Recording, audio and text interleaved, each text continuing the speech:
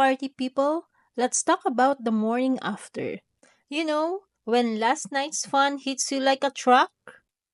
Headaches, nausea, and that why did I do this to myself feeling? We've all been there.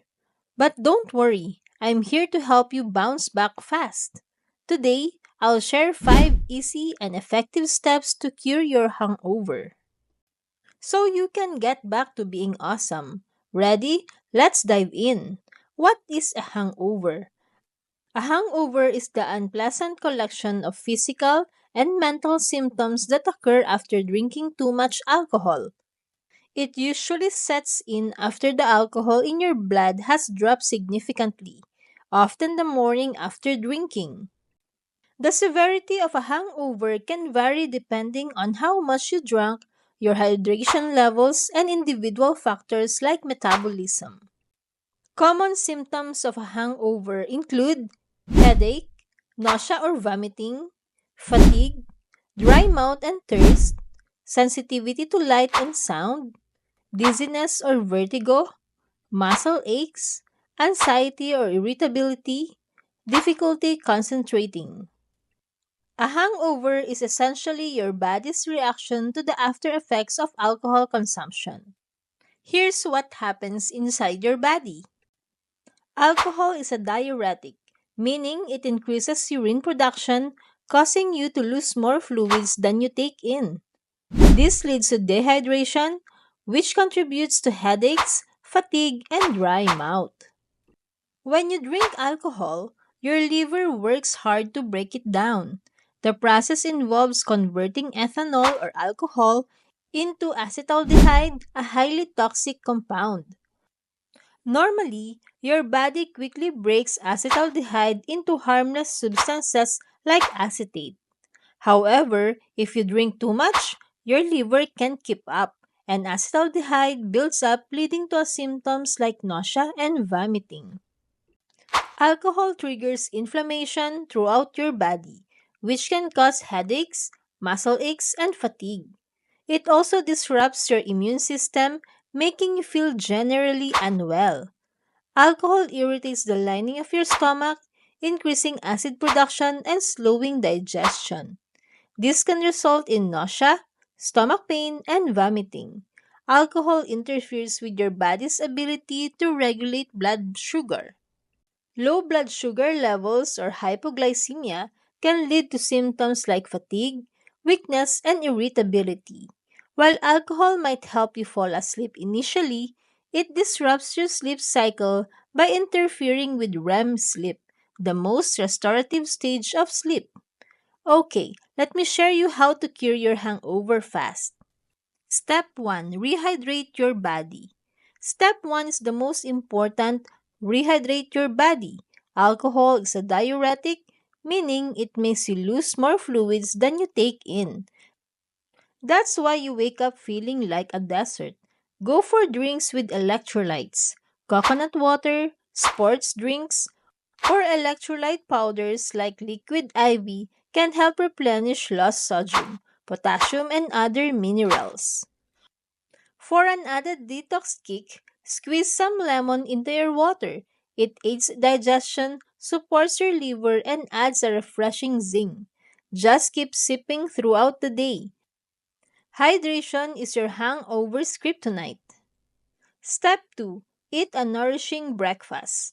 Next up, fuel your body with the right food. Forget greasy dinner meals. Those might actually upset your stomach more. Instead, choose a breakfast that's easy on your tummy and packed with nutrients. Eggs are perfect for hangovers. They contain cysteine, an amino acid that helps break down acetaldehyde, the nasty toxin your liver produces while processing alcohol. Pair them with whole grain toast for steady energy release. Avocados are another hangover hero. Wow. They're rich in potassium, which alcohol depletes, and healthy fats to stabilize your blood sugar. Not an egg fan? No problem. Oatmeal is gentle on the stomach and helps soak up lingering toxins. Add sliced bananas for potassium and a drizzle of honey for quick energy. This breakfast combo will have you feeling human again in no time. Step 3. Soothe your stomach. If nausea is making your life miserable, it's time to call in some natural remedies. Ginger is a powerhouse for calming upset stomachs and reducing nausea. Make a simple ginger tea by steeping fresh ginger slices in hot water for 10 minutes. Add a splash of honey and lemon for extra soothing effects. Not a tea person, ginger chews or capsules work just as well. Fun fact: ginger has been used for thousands of years as a remedy for nausea in traditional medicine. Peppermint is another stomach savior. Sip on peppermint tea to relax your digestive system and ease bloating or cramping. Step 4. Move your body gently. Okay, this might sound like the last thing you want to do, but hear me out. Light movement can work wonders for a hangover. When you're hungover, your body is in recovery mode, and gentle exercise boosts blood circulation, speeds up detoxification, and releases those feel good endorphins. Start with some gentle yoga poses like child's pose or cat cow to stretch out your body and calm your mind.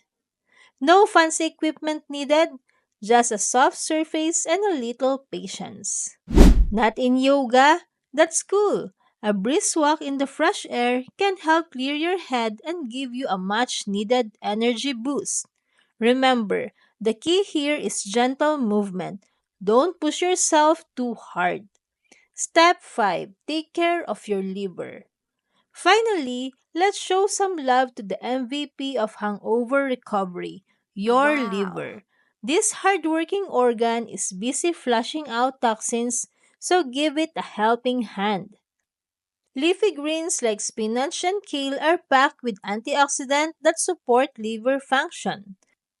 Blend them into a smoothie with some pineapple or orange juice for a tasty way to detox. If you want to go the extra mile, try a milk thistle supplement.